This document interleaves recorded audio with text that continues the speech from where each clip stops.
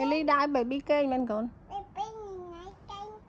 Baby ắt kê nhẫn, baby nó có ba răng mày hả? Ắt kê nhẫn. Mình vai baby chẳng? Kê. Ắt kê nè baby nè ắt kê. Hay là đã baby thăm mày mà. Mình bóc cái này chẳng? Hay luông baby mà. Chơi luông á. Luông thôi mình. Nó tay luông baby á.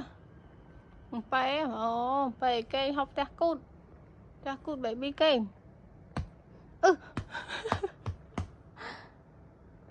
thấy cho ní là chụp nè chụp chụp khẳng chụp căng ấy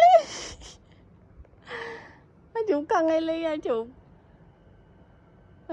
mà chụp khăng không à mà chụp khăng chẳng ăn luôn ăn chụp cái là một cái bọt này à khăng ấy ly mới chẳng mấy cặp ôn chẳng một cái khăn ạ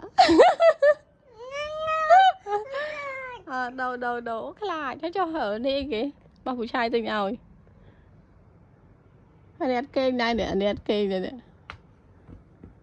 nè mình vay vậy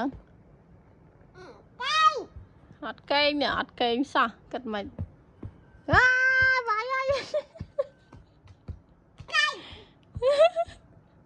tình ơi cho ní cái này cái này con cài nè đây chứ đấy con cài này gọt đây đây mười tiền đã mặc cô ạ mình vay con cài nhỉ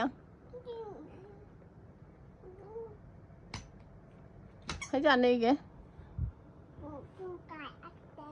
nè đi cái này tập tay kìa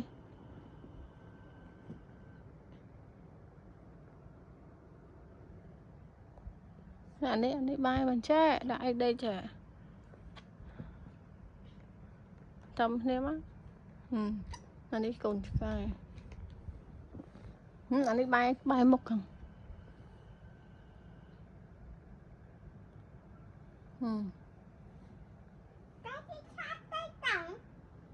bay nó sợt đây kìa mấy bạn đây kìa hey, tụi bay đấy nó sao đang chọn đâu này?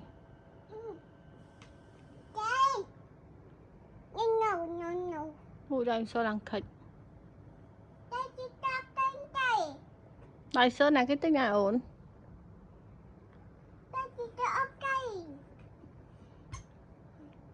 Mình bay đây sao chẳng lý?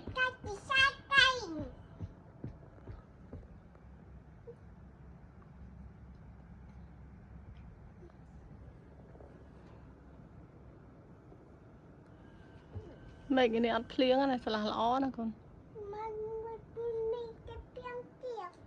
Nó tới ăn phliếng này mà thọt trên tới ăn phliếng mấy cái đá nè nó khéo. Mấy cái đá nè. Mình phliếng là bên này.